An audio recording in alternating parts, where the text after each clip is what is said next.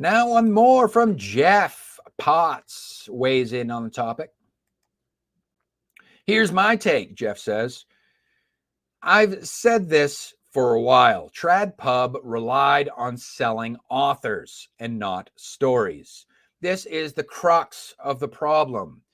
If you are a personality or you have attributes that the publishers think they can, quote, sell, then your book can be crap, but you'll get a shot.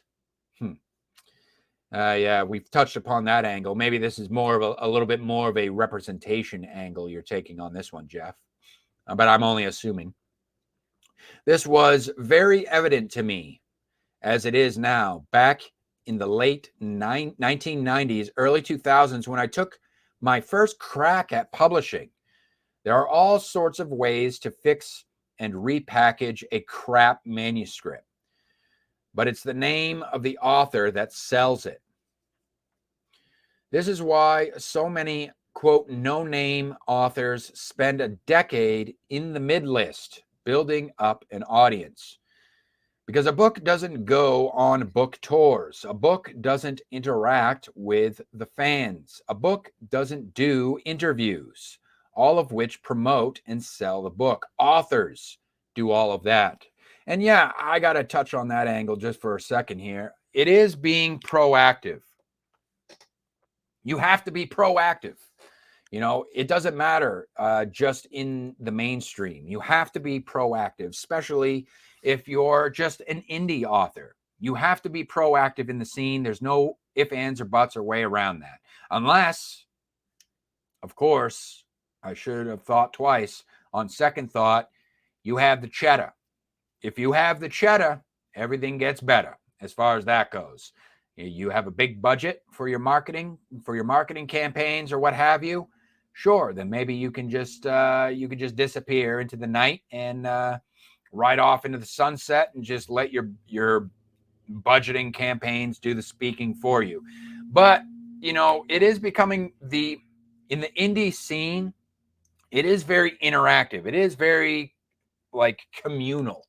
It's a very communal type of scene. So like word gets around. People like to talk. It's not just talking about the products, but interacting with the artists. You know, it's nice to see the artists come out from hiding, come out from their caves, and every now and then, and they get on a show or they get on a platform, they get on somebody else's platform, and they talk a little bit and they interact. You know, even if they're not necessarily talking about their work specifically, say they may have a product or they may have something out on the market, but they're not necessarily just shilling whatever it is that they have on the market, but they're just interacting, and you get to see them for who they are as kind of like a human being on a human level.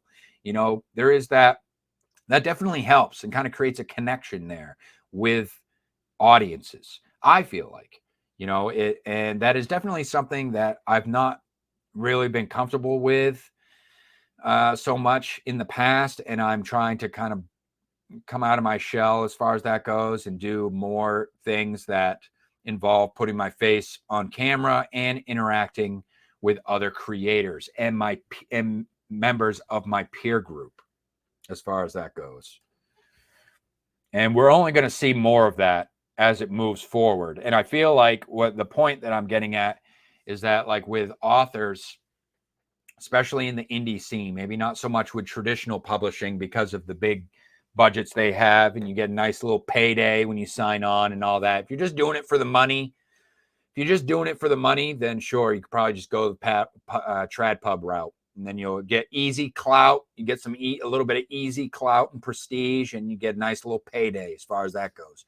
But if you want to be part of like the indie scene and you want to be a mainstay in the indie scene, yeah, you got to kind of keep up with things. You got to be on the up and up. You got to be seen.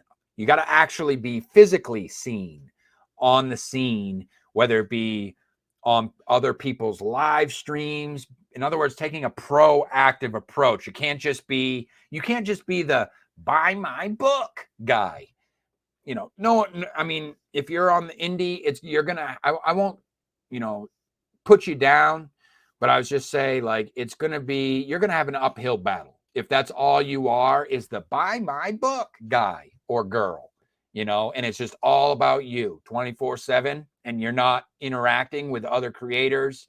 You don't present any kind of opportunities for other creators to collaborate with you or get involved with whatever it is you do, or you never get involved with anything that other creators do. I'm not saying it has to be a tit for tat type of situation, but you got to understand, people work with people at the end of the day. And it's like, as the indie scene continues to rise, there's only going to be more and more and more artists and authors out there in the scene. Call it what you want. Call it market saturation, if you will. But the whole, that's just a part of the fun, though. For me, being indie in the indie market is all about discovery.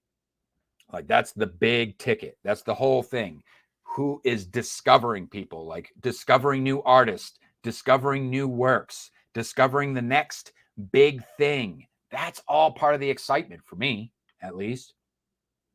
So, you know, when it comes to Trad Pub is just like, they just, oh, here's the latest YA debut, you know, and then people just eat it up. And it's like, oh, this is the New York Times bestseller. And people just like, they just think like they have the mind. It's the consumers don't discover for themselves. The mainstream consumer mentality is just, what are you serving me on a silver platter? What is the next silver platter product? Tell me. Like, I know people, there are some people in like the booktube circles and stuff like that. They won't touch indie. The only thing they ever read is New York Times bestseller list. That's all they'll read. And you know what I'm saying? And that's, for the most part, I think that that's a trap, because for one, you're not thinking for yourself as far as that goes. You're just, it's a logical fallacy is what it is. It's an appeal to authority. So you assume, because a book is on New York Times bestseller list, you automatically assume that that's top-notch quality, that is quality reading, that is the epitome of culture in literature, as far as that goes. It's just not true. It's just not the case. And as time goes on, we're going to see less and less of that type of mentality.